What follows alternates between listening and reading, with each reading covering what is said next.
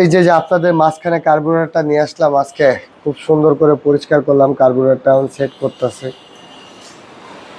গাড়িটা প্রায় প্রায় স্টার্ট বন্ধ হয়ে যায়, কালকেও একবার গাড়িটা স্টার্ট বন্ধ হয়েছে,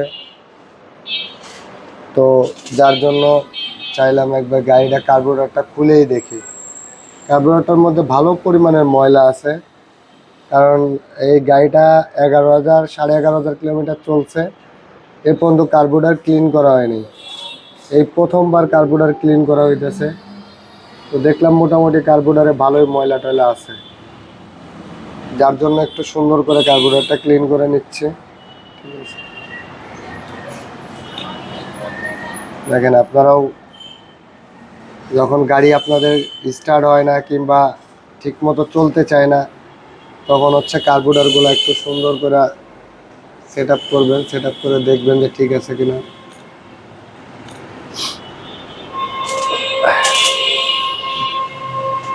আমিও কার্বুরেটরটা সেট করে দিচ্ছি।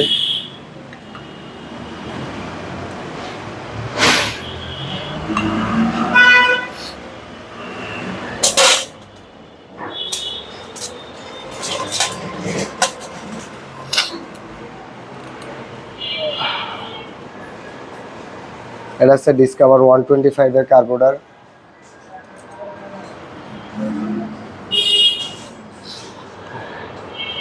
গাড়িটা ঠিকঠাক মতো পিক আপ নেয় না, রানিং অবস্থায় পিক আপ ছেড়ে দেয়।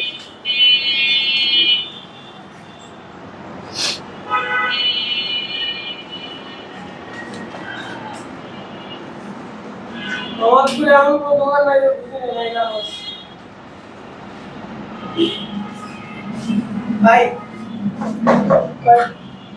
ইধারে রাখবেন।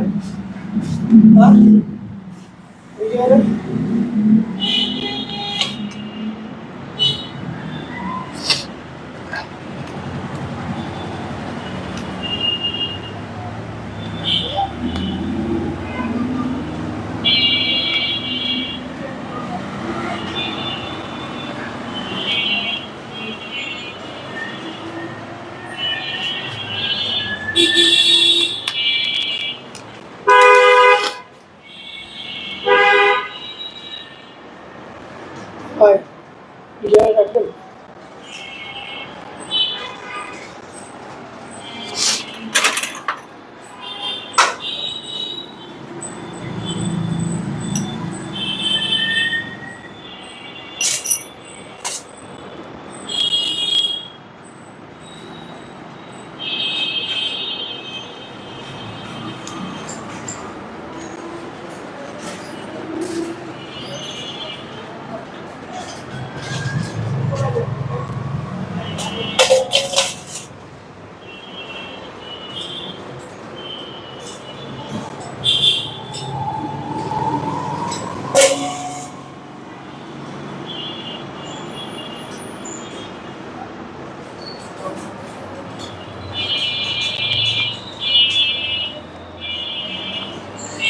এই আমার কার্বুরেটরটা সেট করা হয়ে গেল,